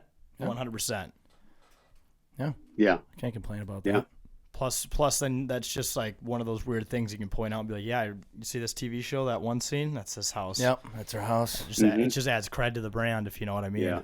Look in the background. They even used our mini fridge. The one where I got what happened? You got something was in the fridge. You got You got oated or something like that? No, there was a squirrel in the house. Is that what you're thinking of? Yeah. Oats in the fridge. There was something where you Oated. got oated. You got Oh oated. yeah, he got yeah. oated. So it's kind of like yeah. it's like getting Smirnoff Iced, except if Yeah. someone pulls some oats on you, you have to dump the entire thing on your head. Yep. That was a weird trend for a while, but yeah, very strange, Jake but it worked. Jake got oated. I got oated. Yeah, I there can should bring be that back. Yep. That was a memorable. Obviously, that was a memorable video. Yeah. Yeah. Look at that. I just recalled that. That's probably a year old by now. Yeah, Exactly. at least because that was in the old studio. Yeah. That was probably actually a couple years old. That was probably Yeah. 2020 when there was no sports. It's like, let's just make a video of Jake dumping an entire thing of oats on his head because that's all we got. Other than You Tiger guys. King.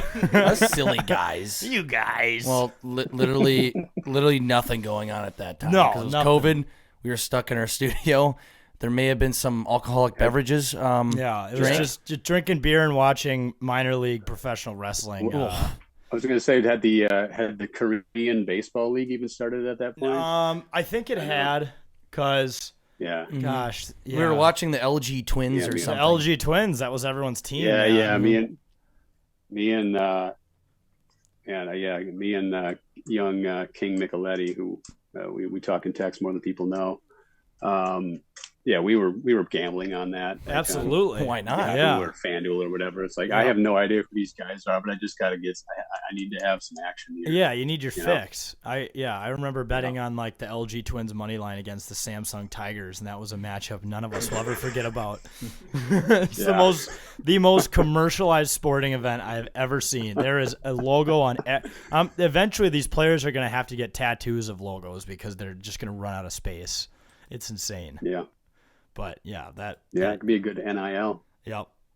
Or are you still a betting man? What are your what do you give the Timberwolves at this point to make the playoffs?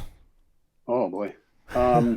It's a long season, I get it, but I feel like it's Playoffs is do we deem the playoffs to be at least the 6th seed or better than, because I think the 7 and 8 yeah, and they the do. 9 and 10 are the play-in. It teams. feels like we're just always going to be a play-in team. Tough. It's like that's just kind of our role. You know, you got I to think fight and claw to get in there. I think it depends on if they make a big move or not. I don't know. I feel like they want to get a new point guard. I don't know if that'll happen. I don't think they'll do any like major shakeup. I know Towns wouldn't be able to get traded until after the new year, which half of the Twin Cities would absolutely lose their mind if they entertain something like that. Yeah. Which is just always a fun show to watch. you know, Right. Well, yeah, when that's people go absolutely ballistic. Yeah. well, and especially the NBA trade deadline. It seems like, I mean, the NFL trade deadline gets pretty crazy too, and the NHL one as well. But with the NBA trade deadline, you have some massive deals that happen. Because was it Harden who got traded in the middle of the season last year? I remember that was a big one. The Ben Simmons, Harden. Yeah. So anything's It's possible. got to be the only league where like top 10 players like continually get traded at the trade deadline, which is just seems so bizarre. Like, why would you do that? Yeah, they just swap around. But it feels like, though, if the Wolves at this current rate don't take any action, then playoffs could be missed. Typical Minnesota Timberwolves behavior ensues. Yeah, a lot of hero ball. They need to, they need to share the ball. They need to recognize that they've probably got more talent on this team than they ever had, and just trust your teammates. Make the extra pass, swing the ball around the perimeter, actually cut to the basket after you pass to the guy who's open. He might want to throw it back to you. Who knows? It could work. Yeah. It sounds like you're saying the Timberwolves should just play basketball. Yeah, as How a it's team. intended as a team. As a team, though. Yes. It's not that hard. Playing basketball would solve a lot of their problems. Yeah, it would. Yes. It would. Did you see that? You actually might have been the one who tweeted it, but there was a video of Anthony Edwards like standing on the 3-point line for like a minute straight, not moving a single inch. It's like where did that come from? Like, I wonder what that was. Like, was he just trying to? Was he taking a breather? Was he upset at someone? I'm not moving. Did he just do do nothing because his guy was still like face guarding him. He's like, well, I'll just stay out of this and we can play 4-on-4, which I don't like those odds either. Yeah. You know? Well, it was also possible he was having some intestinal discomfort from all that Popeyes he's been eating. It could have been that as well. Could have. So maybe Could have. He's looking pretty beefy this year. He's I don't know. Maybe he's following James Harden's method. The Popeyes diet. Yeah. Let's see how that works. I still think he's the guy, though. I think absolutely he's the closest. Yes. He's the closest thing we've ever had to something. You know, like he can be just about anything. Yeah. He wants to be. But yeah, you get strong like Kevin Garnett vibes, early 2000s, or you know those kind of teams. You know, you can kind of feel that, even though we're 6-8 right now, but you never know. Well, what was that trade scenario that came out in like the summer where we were trying to get Kevin Durant? Well, Kevin Durant. So the Nets were trying to get rid of Kevin Durant because he wanted to go, and I think the deal was Ant, Cat, and D'Lo and a couple picks for KD. It's like the entire team, for basically. No, minus because the Rudy thing hadn't happened at the time, but not going to happen. Just J Mac and Jaden and Naz Reid, Luka Garza, and Kevin Durant. I don't know what Luka Garza, the island of misfit toys. That's what it would have been. What was Luka? It's so weird. Has Luka Garza been called up yet? Is he up? He's been called a couple of times and back down. I've been harassing the front office and the coaching staff to have to actually put him on the court. But, so far, they're too scared. Yeah. Well, do you, I'm assuming you are directly speaking with Alex Rodriguez when you say you're harassing the front office? I try to. I don't know if he sees my Facebook messages or my Twitter DMs, my MySpace pokes. Yeah, I don't think he sees any of those. Oh my God. MySpace. Do you remember the poke feature of Facebook was such a genius way to get more engagement, but so stupid. Like I used to sit and poke 20 people at a time, and they'd poke me back. And this was like what I would do on a Saturday. Yeah. It's incredible. Never it's ending. Incredible. You say the word poke. I totally forgot. Twitter should come out with poking. I know. As terrible as an idea as that is, I might have to recommend that one to Elon. Tweet it at Elon. You want more people to spend time on Twitter. Everyone wants the last poke. Yeah. You could charge like 8 cents per poke. Yeah, true. Why not? The server fees, man. That stuff adds up. Yeah. Yep. And the thing is, they would make a shit ton of money off that. There'd be so many people that'd pay for pokes. Yeah, just to poke somebody. Yep. It's probably worse than a DM. Probably worse. But maybe instead of sending a hateful message, you just poke. Yeah, and that makes makes the internet a better place. Yeah, you say something mean to somebody, and they're like, I poke you. Mm-hmm. There's some weird shit. You've been poked. Yeah, you've been officially poked, sir. Like, am I canceled? No, you've just been poked. You've been poked. Yeah, no. It's for you to determine what that means. Yeah. It's up for interpretation. Yeah. Well, another question I was going to ask you, of all the roles you've done so much stuff with TVs, movies. What would you say is your favorite if you had to pick one? Yeah, probably semi-pro, just because I just love playing basketball. I always love basketball, and I always like, Will Ferrell's movies. So kind of getting to meld those two. I probably would have been pretty devastated if I didn't get that part, which is likely. Like there was once I auditioned, there was still probably a 99% chance I wasn't going to get the part. Yeah, which is still pretty insane. Especially after draining 3 threes in a row like that. That's you impress the directors. That's where. Well, and funny enough, the guy who was like the sports coordinator on the film, I had just worked with him like 2 years prior on a football movie in North Carolina. So he's like, the director's like, well, so what should we have? What do you want? Let's do a play here. And he's like, yeah, let's get the ball to Josh at the top. Hey, Josh is an athlete. We were together. This guy will do anything for you on camera, so don't worry about it. And I was like, dude, you are a legend for saying that. That's awesome. Because like the director, who's like didn't really know much about basketball, he's just like, oh, so he knows how to play? Like I can't really tell. I'm like, yeah, just look at him. He can do everything out there. So, yeah, easy enough. Well, that's perfect. That guy sounded exactly like that too, by the way. No, I wouldn't doubt it. I wouldn't doubt it. Yeah. So you said this guy was a sporting coordinator?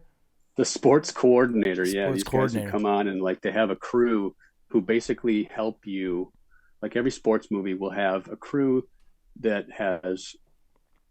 they've hired special ability like extras and sports performers to carry out all these things on film to make them look like legitimate, sports plays, if you will. Yeah. Well, that's because, some of those that's what I've always wondered, because there's so many sports movies that obviously have such great acting, but then on top of it, like the gameplay looks great. Like in Miracle, it's like those are legitimate skaters out there, like, dangling people and, it's. Well, don't insult Josh. He tried out. No, those guys were definitely legit. As I was mid ice and I realized everyone was already down at the end of the boards there. So I never thought there was a correlation with former college hockey players and actors. So that's something I guess I didn't know, but there you were stuck in the middle. A lot of sports people get into a lot of former athletes get into acting or singing, rapping, whatever. They'll get into something because once your body fails you, then you're like, well, I still want to be special and have people think I'm cool and want to go on a date with me or whatever. So like Antonio Brown, he got in the rap game after sports.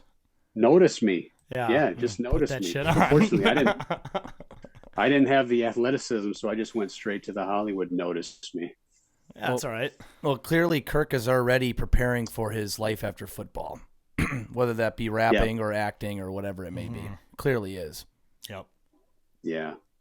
How great would it be? Like everybody thinks he's gonna like take $100 million and go on some like mission to Uganda, but no, he just throws it all into the rap game. Yeah, right. Kirk O'Chains. Kirk O'Chains, and his first hit single, an exclusive. You like that? Exclusive extra with Antonio Brown. Yeah, it's called "You Like That." Him and AB just put out a song, "You Like That," and it's I don't even know how it would go. We could like come up with a rap, like something about having 2 kids and something about Lake Michigan. I got 2 kids. You like that? Yeah. Yeah. I got a Lombardi. You like that?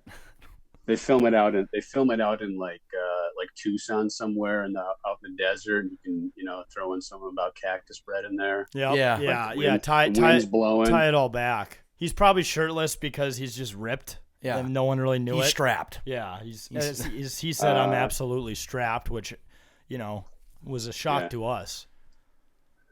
Yeah, I thought he was more slender, but he's definitely stacked up pretty thick there. Yeah. Yeah. Thank you. Appreciate it. Yeah, that's technically a direct compliment to Jake. Yeah, so. I lived through Kirk, and Kirk lived through me. Although a lot of people got to see Jake shirtless in Buffalo this weekend, and he did not, in fact, have an 8-pack. No, I did instead not. of wearing a ton of chains, he got tased. Yeah. Was that intentionally? Was that a bet? Was that a bet? No. Someone we were with paid the bouncer $100 to do it, and Jake's like, "Fuck it, yeah, I'll get stun gunned." And I said, "Well, first you have to hit the gritty, and then." Walk into getting tased. Walk gritty into it, yeah, and it all kind of came together, just like a good movie does or TV show. So we are now getting involved with the Jackass industry. That's what I was going to say. Yeah. Yeah. So seems like the tides are turning. Eventually, you're going to see Steve-O and Johnny Knoxville collaborating with us. So it's not too far off.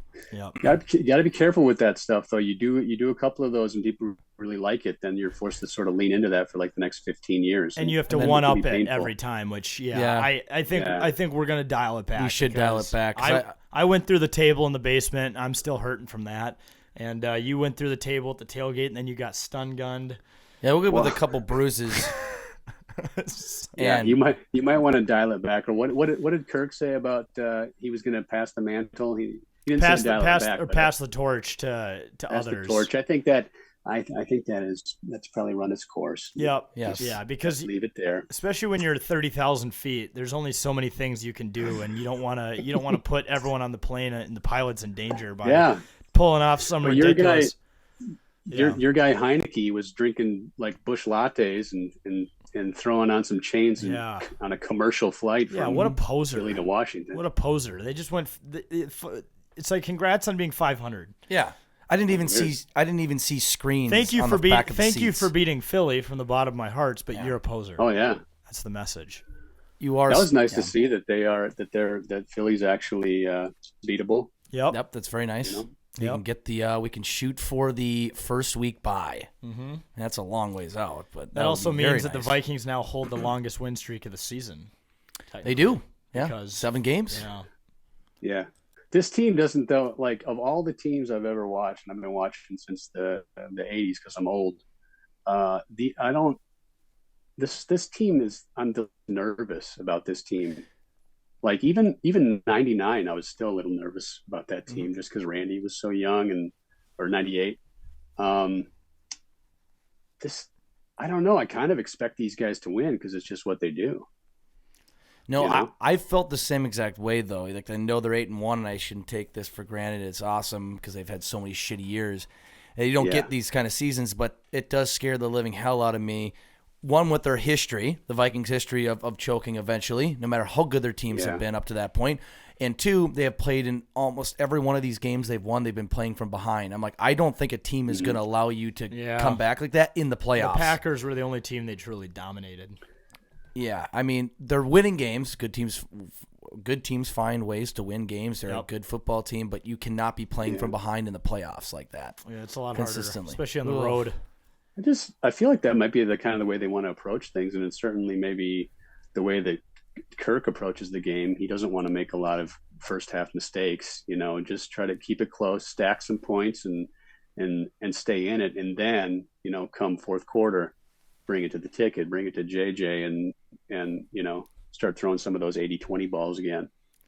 But I don't know. The stat is, what's the stat? Like so they've played 9 games, right? Mm-hmm. They've played 9 games. I think 7 of those games they've scored a touchdown on their first drive, which is the most of any team in the league. It's so crazy how they can come out of the gate so hot, and then the next few drives, it's like nothing happens. But then they finish off high. It's like a valley, right? Because last year you noticed they would finish off strong because they would script. I guess Clint Kubiak would script the first 12 plays or whatever, and they would always do very well, and they just would never recover. They would just lose the game. It's so bizarre how every game is horrible, the same. Every week by week. Yeah, KOC's got a nice vibe going though. Yeah, Cock. Yeah, Big Cock. Yeah, he's good vibes, good dude. It seems like the team is comfortable being themselves around him. Mm-hmm. You kind of compare it to the older times when everything was a little more strict, and KOC just kind of plays into the bit and lets it happen, which is I think great. Yeah. Having Big Z is pretty nice too. He's a nice anchor on the defense. That was certainly an improvement from last year. Yep. Zadarius Smith. Just making you big never hits. see him coming. No. Yep. That's a guy who I'd be terrified if he was running at me full speed. So credit to all the NFL players who take a hit from him every day. Hey, kudos to them, huh? Because they have to go up against some big SOBs. Yeah. Those wide receivers and running backs, quarterbacks. Yeah. We've gotten the pleasure of meeting. Large men. Last year we got to meet most of the defense, a lot of the defensive guys, and you think when I met Anthony Barr, I legitimately had to look up at him like this, like straight out of a movie, like that. Yeah, it's that tall, that big. Those guys are different people, man. I remember the Steelers. The Steelers won the Super Bowl maybe in the mid 2006, 7, 8, somewhere in that region. I played flag football with their starting center at the time. I think it was Justin Hartley or something like that. And he was immense, not fat in person, and would blow by everyone. He was by far the fastest guy on the field. Not even the slender guys who you think they're really fast in your typical game. Then he shows up and he was just, he'd beat him by 30 yards in a 100-yard dash. There's special specimens for sure. Mm-hmm. Completely built different. Built different. Yes. Jake, did you have any other questions? Just one quick question. I mean, it can be yes or no. I mean, if you were ever nominated for an Oscars or an Emmys or in the future, can we be your plus ones or plus one to the event? I don't know how I don't know how that works. I'm open to it. You could bring Andy. Actually. Yeah, bring Andy. Bring Andy. Yeah, bring Andy. Yeah, this is my plus one. Hey, it's the guy from Wisconsin who does stuff with horses. I don't know. Would Andy know how to behave in that kind of? I mean, he really. Does he know what black tie affair means? There'd be way too many pretty girls. He'd get really nervous. Oh, well, would he sit next to me without saying, "Hey, you got no chance at winning. Yes. All these other guys are way better than you." Or no, you're gonna lose though. Or this guy's a big Manchester United fan. He's gonna get the. It's okay, Bennett.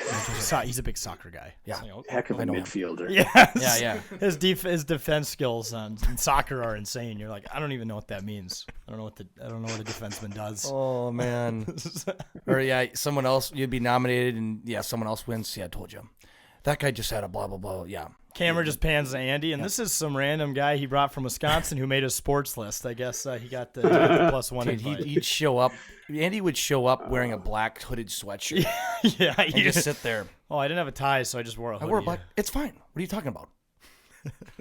What? That would be an all-time moment. Man. I like it. I like him though. I think he's a good guy because we all hammered him, and we rained down on him with such vengeance over stealing that little kid's foul ball, and he was like, but he takes it like a champ. He takes it like a champ. Yep. No, I'll be better next time. He said he would do it again if he had the chance. He's like, I don't care. He's a psychopath in that sense. And that's why we love him. Yep. And that's why he's a part of the brand, because in a way we're all psychopaths. Yeah. Maybe just a little more than us. In our own ways. Yeah. But, Josh, this has been such a blast. Before we let you go, we got to do the signature rapid fire. We're just going to ask you 10 questions. And cool. Just fire them off as fast as you can if you're ready. Yeah. Okay, so I feel like this one might be rhetorical, but I'm going to ask it anyways. You're on a deserted island. You get one drink of choice for the rest of your time there. What is it? Some Mountain Dew Zero. Okay. Oh, so zero. So you're not an original drinker? I like the flavor. That's too much sugar. Yeah, it's a lot. I've grown to like the flavor of the Zero. Okay. And I think it's significantly better than Diet Dew. Yeah, I might have to give that one a try. How many fourth graders could you fend off in self-defense? 3. Okay. People probably say a lot more, but I think I got my lower back. I just don't think it would handle it. Yeah. Now I know you live out in the LA area, but Minneapolis or St. Paul, which city's better? St. Paul is a lot better, actually. Okay. Yeah. That's totally. Yep. Would you rather slap a random baby or your own grandmother?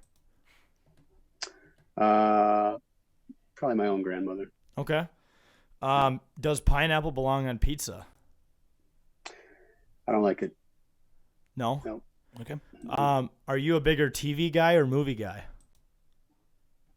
TV. If your laptop could speak, what would it say? Plug me in. Yeah, that's actually an answer I don't think we've ever gotten. It's so true. My laptop's always fucking plug dead. me in, damn it. Just charge me. I need the juice. Charge me, bitch. Least favorite fast food place? Oh, no. Burger King. I don't know. They're all pretty good, though. Yeah, it's hard to find one, but that one's probably the closest one to it. The Whopper's kind of plain. Yeah. No, it's a common answer. We get that a lot. Yeah. No. Yeah. Now, this one is really, really interesting. We've asked everyone on the show this question. We've never actually had an actor on. If a movie was made about your life, who would play you other than yourself, if possible? I would say probably Josh Hartnett. Okay. He could get into the psyche of me. Okay. Final one. Give us your strike 3 call.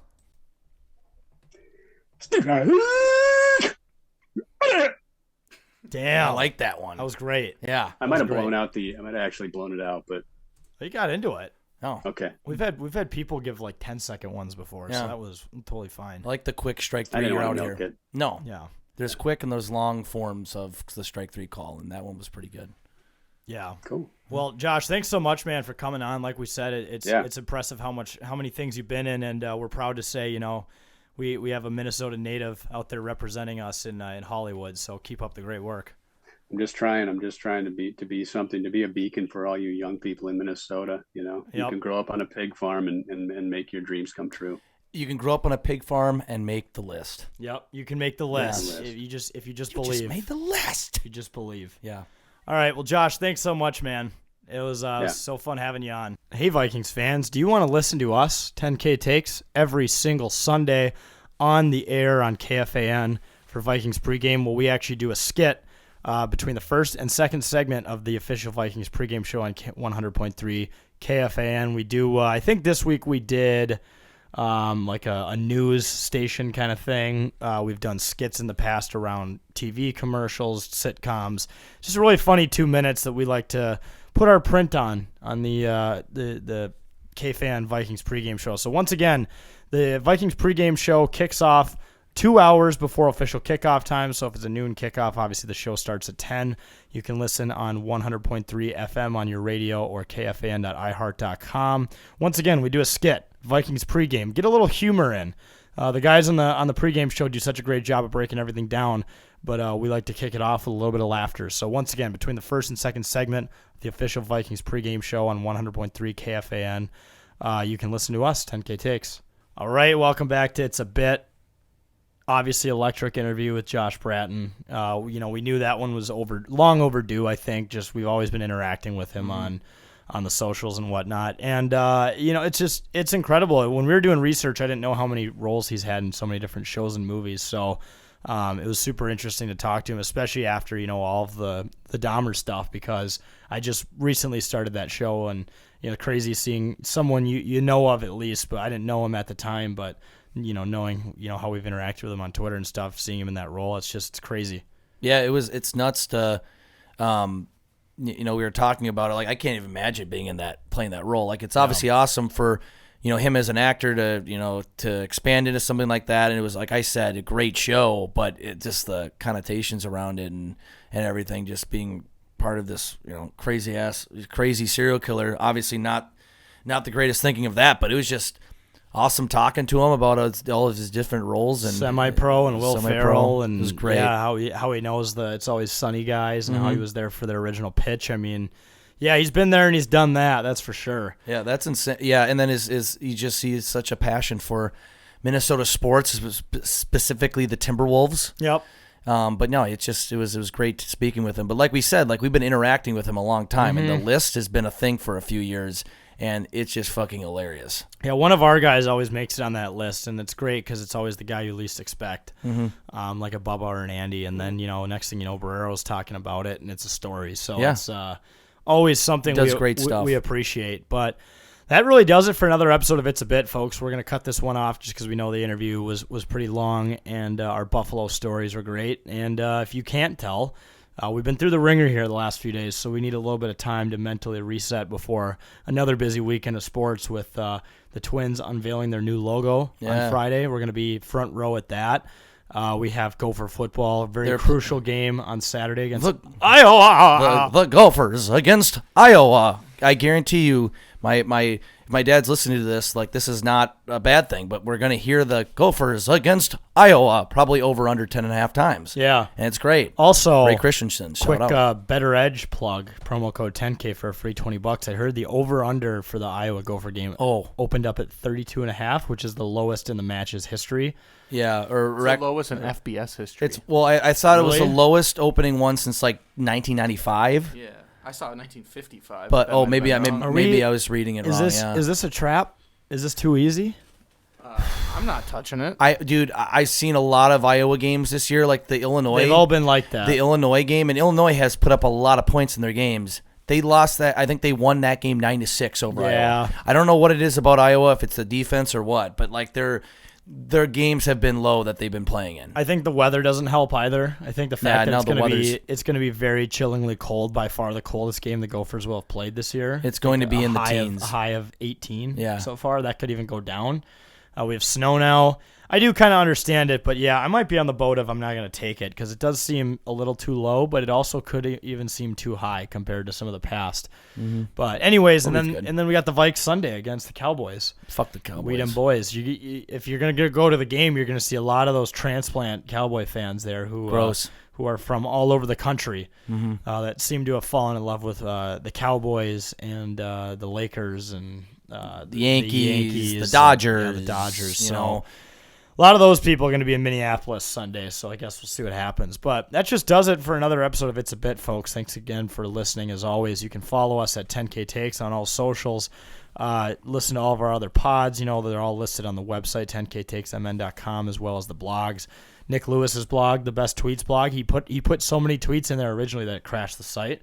So, if you're big into Twitter and especially Vikings Twitter, definitely check out that one as well as all the other ones to see if you got featured in it. And, just keep supporting us on the K-Fan pregame show, and love meeting you guys in public and hanging out. So, this has been another episode of It's a Bit presented by 10,000 Takes, and we'll see you guys next week.